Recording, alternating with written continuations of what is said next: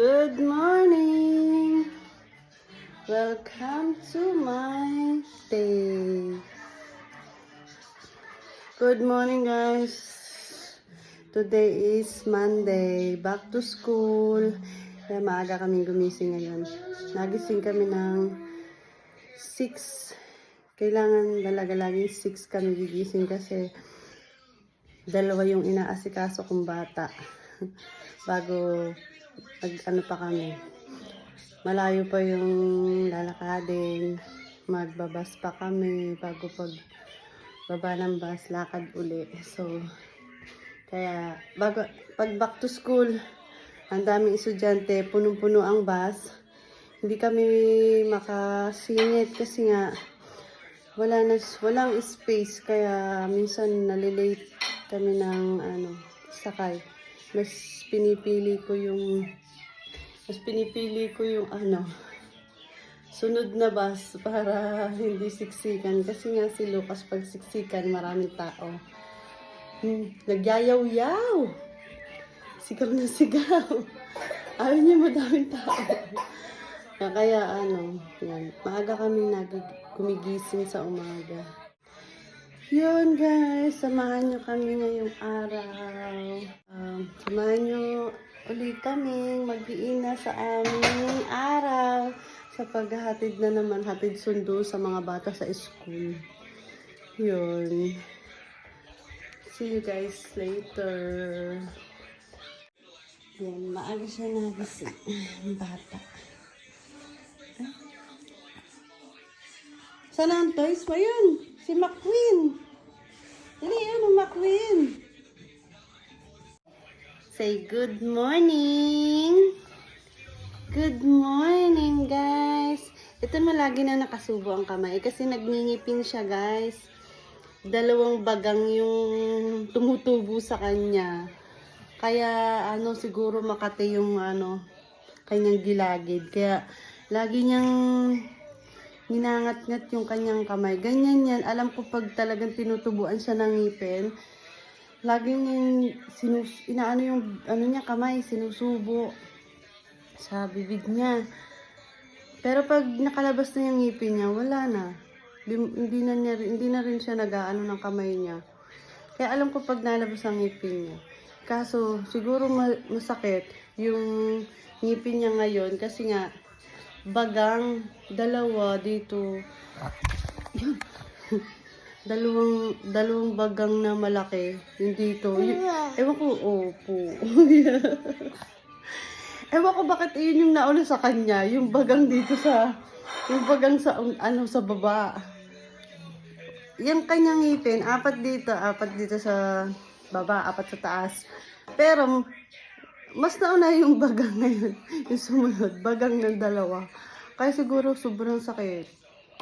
Makati na masakit siguro yun. Kaya panay ang subo niya ng kamay. Ayaw naman yung teeter. May teeter din siya, ayaw niyang ngat-ngatin. Kaya yung kamay na lang niya ang hinangat-ngat niya. Yes.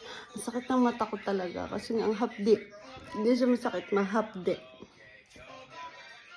Yung isa kong anak, ready na din. Pasensyahan nyo ng kalat.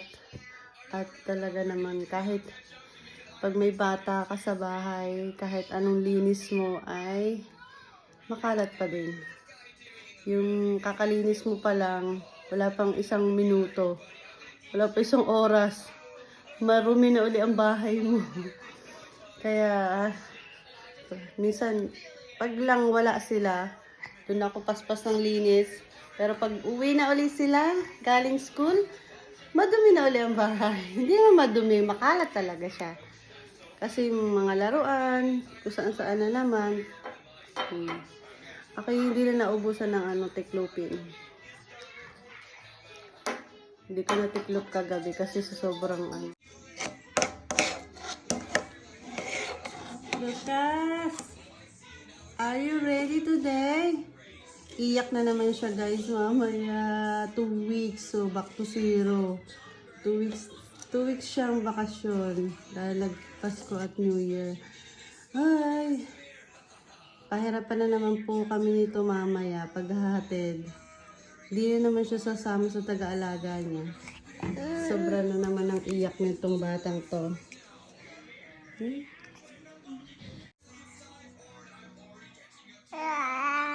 Yeah. Ano yan? Cat?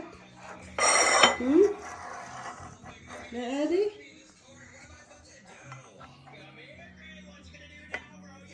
Pogi naman ito yung ayaw niya kainin.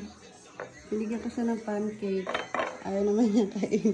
Yung ginawa. Nilagay yung cat doon sa kanyang pagkain. Talagang bata. Ay, kagaling.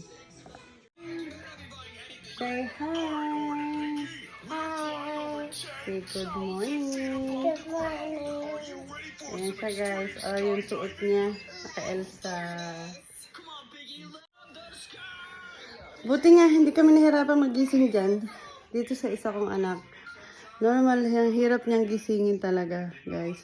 Sobrang hirap niyang gisingin sa umaga. Pero today, hindi ako nahirapan hindi ako nahirapan gisingin siya kasi nga excited siyang bumalik ng school, ng kindergarten. Kaya siya na yung kusa paggising ko ng konting ug-ug lang sa kanyang gising na siya guys.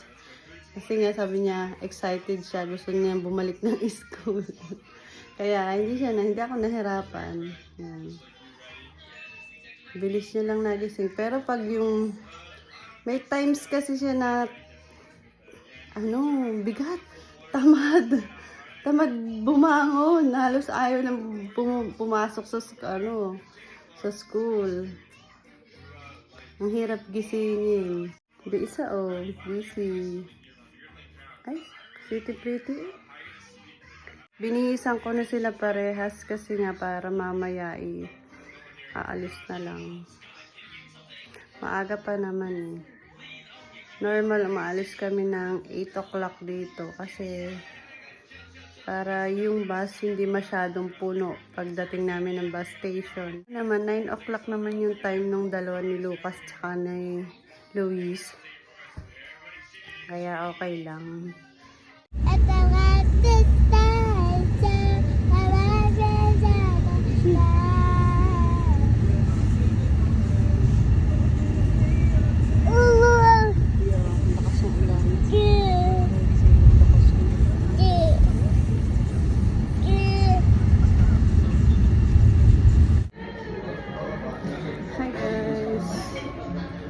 Kami sa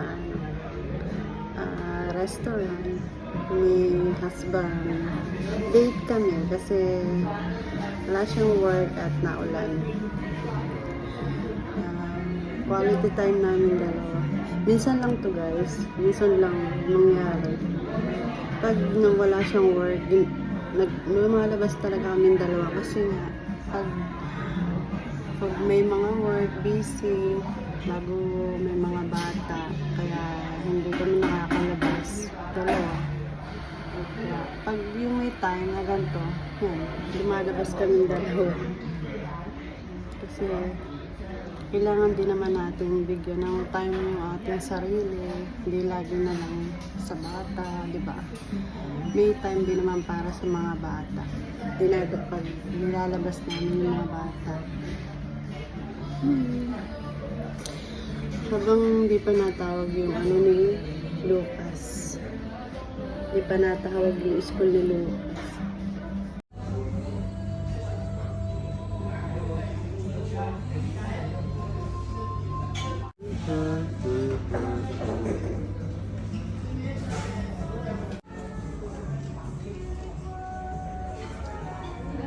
Tagal.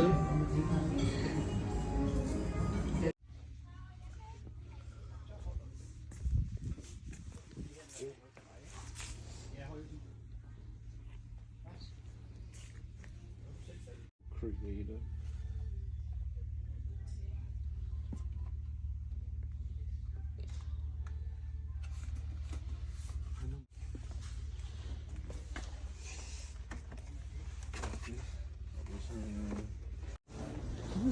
Sized and pose.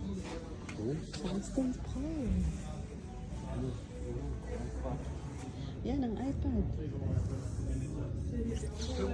Mini iPad.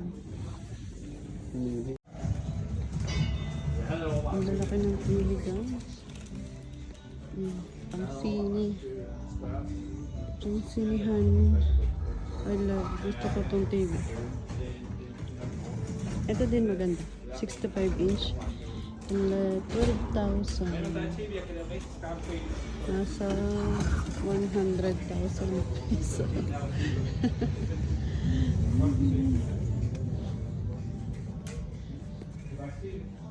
O mga ano din. May ganyan ka na pala.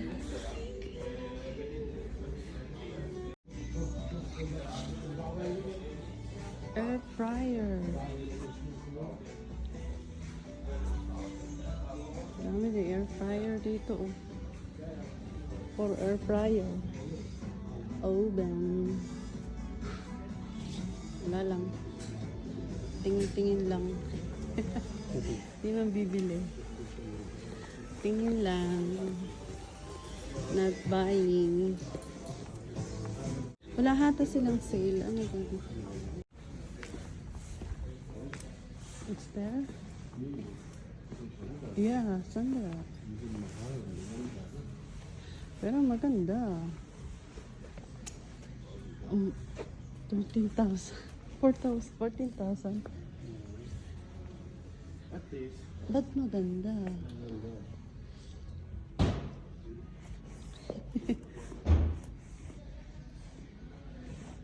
Wala na iba? Only that? Wala ibang display. Yun lang. Ayun, dito. Ay. Puro sofa naman dito eh. Ito yung bago nilang ano. Maganda oh. Ang ganda guys oh. Ganda ng sofa. 40,000. Ang ganda ng sofa. Come na. Mamaya sila. Take Luis eh. Lucas first para ano. Hindi maarte ang Luis eh. Sundo mo sa bata.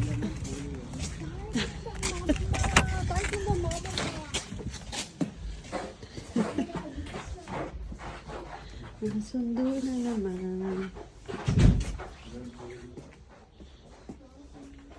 Ano?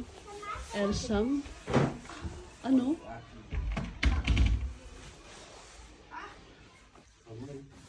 Eko na.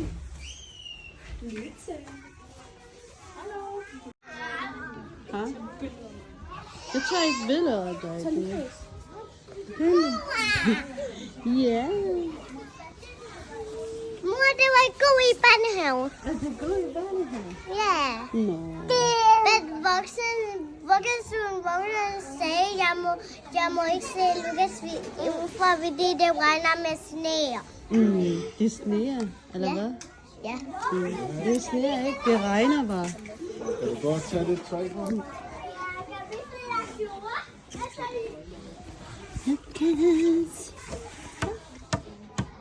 Halika na.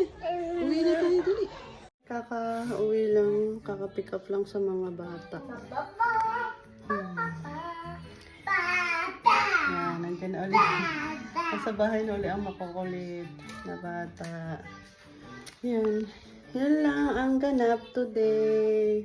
Thanks for watching. Hope you like and enjoy watching my videos. Don't forget to subscribe my YouTube channel and Facebook page, Mommy A Vlog. Thanks for watching. Bye-bye.